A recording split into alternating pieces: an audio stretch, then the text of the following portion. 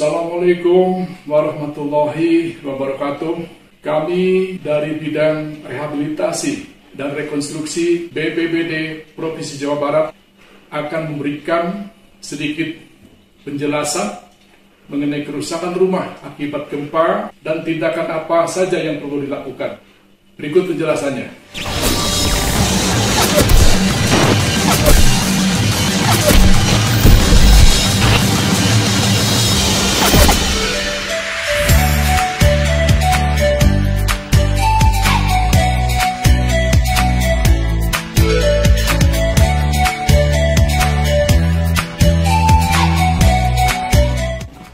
Selamat siang Pak, sebelumnya perkenalkan kami dari mahasiswa Politeknik Kesejahteraan Sosial Bandung.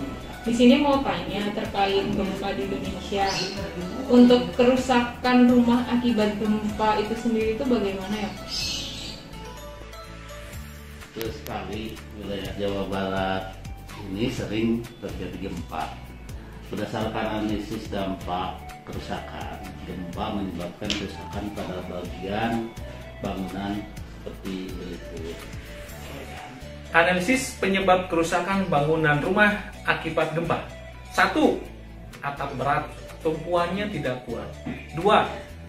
Pasangan dinding tanpa ring balok yang mengakibatkan tekanan beban rangka atap tidak terdistribusikan hingga bangunan jebol. 3. Pasangan dinding tanpa kolom praktis dan angkur ke kolom, sehingga kolom banyak yang lepas dari strukturnya.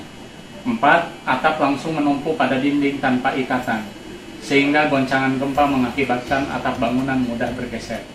5. Pembesian tidak memenuhi syarat dan mutu beton rendah. 6.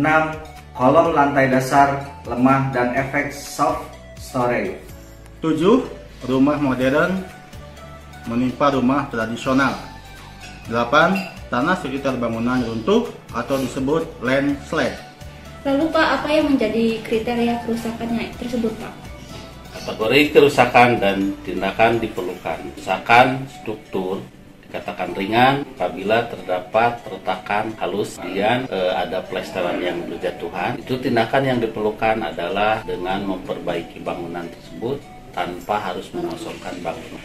Dan kalau kategori itu dikatakan berat, struktur bangunan terpisah, terbelah, dan upaya perlukan untuk penanganannya adalah dengan cara dikosongkan atau dirobohkan untuk dibangun kembali.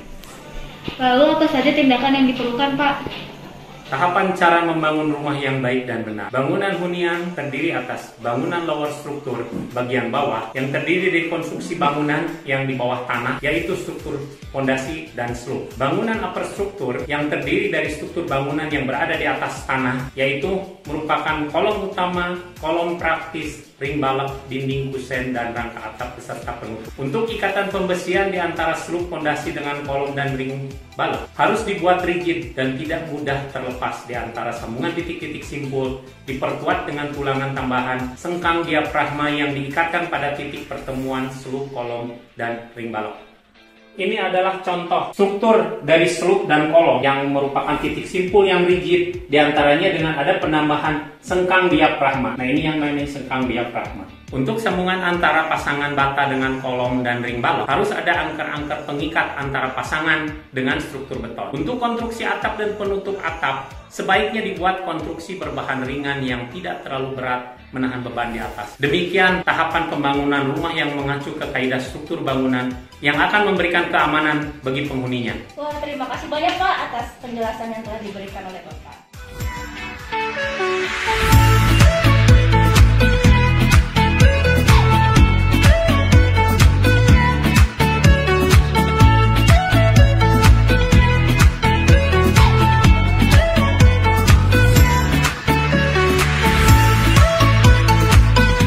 Salam tangguh.